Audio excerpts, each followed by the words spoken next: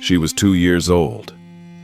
2 years old when she boarded a ship in New York Harbor with her mother, her father, and a small reed organ her mother loved to play. 2 years old when she sailed out into the Atlantic Ocean on a cold November morning in 1872. And 2 years old when she vanished, along with her parents and 7 sailors, without a single trace. Her name was Sophia Matilda Briggs, and in 152 years nobody has ever told her story. Before we talk about the ghost ship, before we talk about the theories and the investigations and the unsolved mystery that has fascinated the world for a century and a half, I want you to think about her. A little girl, 2 years old, on a ship in the middle of the Atlantic Ocean. Think about what she would have seen. The endless water in every direction. The white sails above her head, enormous and loud in the wind. Her mother's hands reaching down to steady her on the rocking deck. Her father's voice, deep and calm, giving orders to the crew. She could not have understood where she was. She could not have understood the danger. She was 2 years old. She only knew her parents were there. And then, they weren't. Sophia's father was Captain Benjamin Spooner Briggs, 37 years old, Massachusetts born, a sailor's sailor, experienced, disciplined, deeply religious. He had been crossing oceans since he was a young man. He knew the sea, the way other men know their own backyard. He was also, by every account, a devoted father.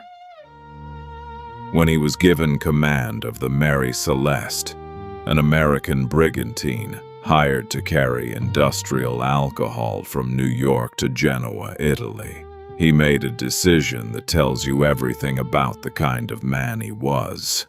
He brought his family, not because he had to, because he wanted Sophia to know the ocean, because he wanted his wife Sarah beside him, because for Benjamin Briggs, a voyage without his family wasn't a voyage at all.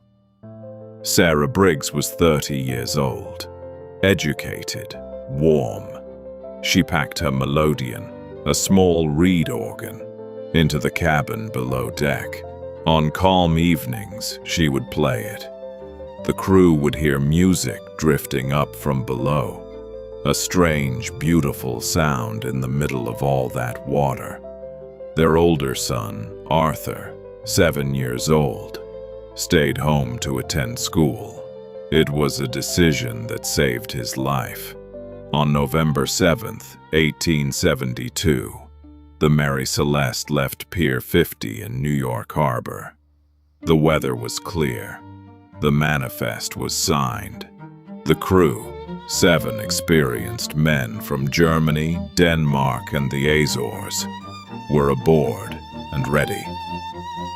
Captain Briggs wrote to his mother that morning. "Our vessel is in fine order," he wrote. "I hope we shall have a fine passage.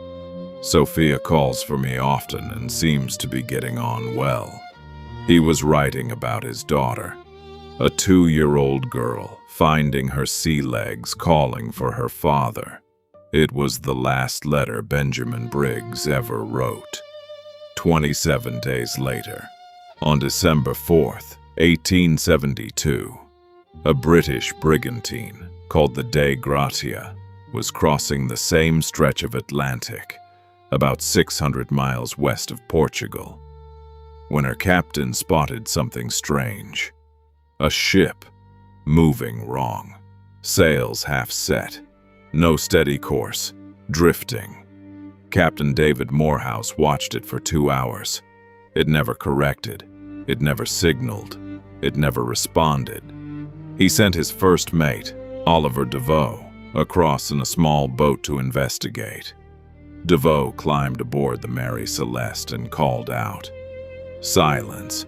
He went below, and what he found in that cabin stopped him cold. A child's belongings, small clothes folded, toys, a pair of tiny shoes, so small, so carefully made, sitting on the floor beside a bunk. Sophia's shoes, still there, as though she had only just taken them off. Everything was still there. The cargo, 1,701 barrels of industrial alcohol, untouched in the hold. The crew's personal belongings, undisturbed. Sarah Briggs's jewelry in her cabin, her Melodeon, sitting exactly where she had left it. The food was prepared. The navigation instruments were in place. The ship's log was open. The last entry dated 9 days earlier. Calm routine, describing nothing unusual. The Mary Celeste was in perfectly good condition. But Benjamin Briggs was gone. Sarah was gone. The 7 crew members were gone.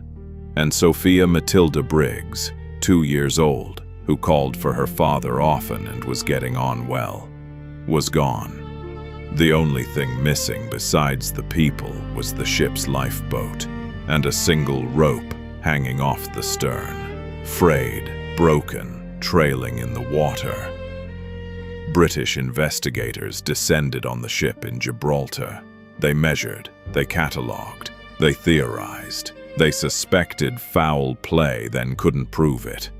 They looked for blood and found rust. What they couldn't explain, what nobody has ever fully explained, is the rope. The lifeboat had been lowered into the water and attached to the stern by that rope. The people of the Mary Celeste had gotten into it, all 10 of them, including a 2-year-old child, and they had floated behind their ship, connected by a single line. Why did they leave the ship?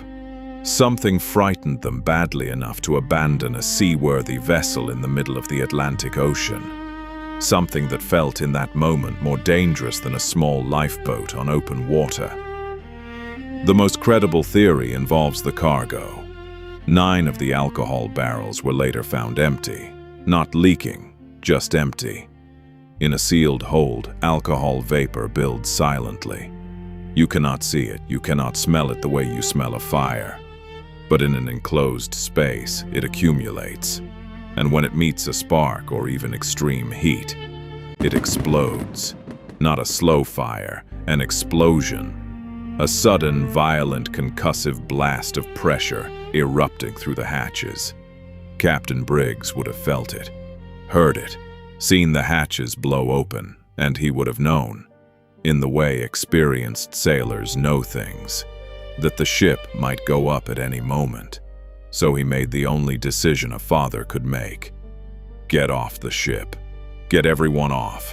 Get into the lifeboat. Stay connected by the rope. Wait for the danger to pass, then climb back aboard. It was the right decision.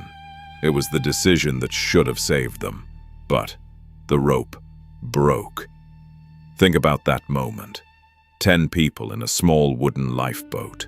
The Mary Celeste drifting away from them, sails still set, moving with the wind. The rope, their only connection to safety, to food, to shelter, to survival, gone slack in the water. Benjamin Briggs would have seen it first. The frayed end, the separation. He was an experienced captain. He knew exactly what it meant. Sarah would have looked at him, and he would have looked at her. And somewhere between them, held in arms that are now gone from the world, was Sophia Matilda Briggs, 2 years old, calling for her father. The Atlantic Ocean is enormous. A lifeboat is very small. They were never seen again. The Mary Celeste was repaired and returned to service. She passed through 17 owners in 12 years. Sailors refused to crew her. Nobody wanted to sleep in the cabin where a child's shoes had sat on the floor. In 1885, her last owner ran her deliberately onto a reef in Haiti, trying to collect insurance money. He was caught, tried, and acquitted on a technicality. He died 3 months later. His conspirators fared no better. The sea, it seems, has a long memory. Arthur Briggs was 7 years old when his family sailed out of New York Harbor without him. He grew up. He became a man. He lived a long life, a life his sister never had, a life his parents never finished. He never spoke publicly about what happened. There are no interviews, no memoirs, no record of what Arthur Briggs felt when he understood, truly understood, that the ocean had taken his mother and his father and his 2-year-old sister and given nothing back. Some silences are too large for words. We spend a lot of time, when we talk about the Mary Celeste, talking about the mystery, the clues, the theories, the investigation, the unanswered questions, and those things matter. But I keep coming back to Sophia, 2 years old, on a ship, calling for her father. Whatever happened in those final moments, the explosion, the lifeboat, the broken rope, she was there for all of it. Held by people who loved her, in the middle of an ocean that did not care. Her shoes were still on the floor of that cabin when Oliver DeVoe found the ship. Small shoes, carefully made, left behind by a child who was carried off in someone's arms quickly, into a lifeboat, into uncertainty, into the Atlantic, into nothing. The Mary Celeste has been called history's greatest maritime mystery for 152 years. Historians have written books about it. Documentaries have been made. Theories have been proposed and debated and dismissed. But Sophia Matilda Briggs has never had a documentary. She has never had a story told in her name. She is always just a detail, a footnote. The captain brought his wife and young daughter. She was 2 years old. She had a father who wrote home about her, a mother who played music for her on a ship in the middle of the ocean, a brother who waited for her to come home. She had a whole life that the Atlantic Ocean took before it had even begun. And 152 years later, her shoes are the only thing she left behind.